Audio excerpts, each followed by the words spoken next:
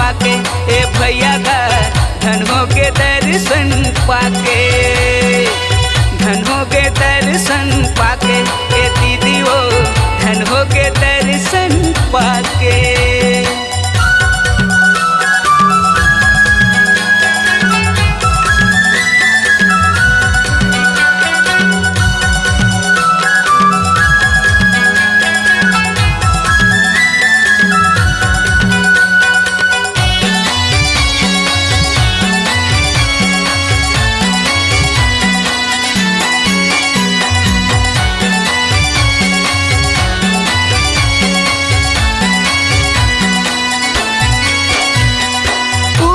सिंहासन ऊंचा है जैसे धाम ऊंचा गुरु के नाम, घट घट माँ कण कण माँ बसे है सत्य के जपया सतनाम।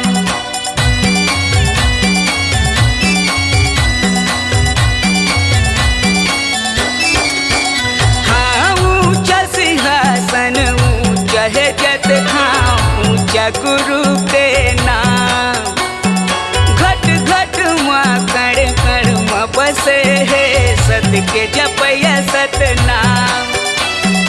गुरु के चरण माँ माथ नवा के, गुरु के चरण माँ शीश झुका के, धन हो के दर्शन पाके, ए भैया का धन हो के दर्शन पाके, धन हो के दर्शन पाके, ए दीदी ओ धन हो के दर्शन पाके।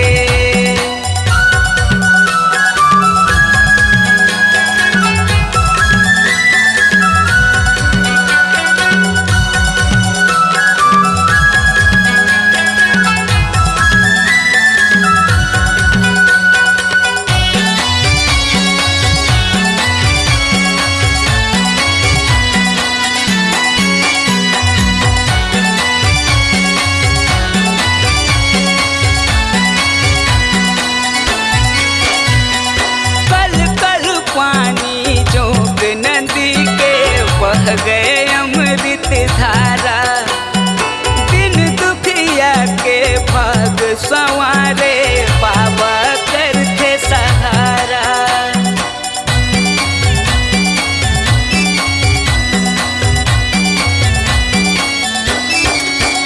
हो कल कल पानी जोग नदी के बह गए अमृत धारा,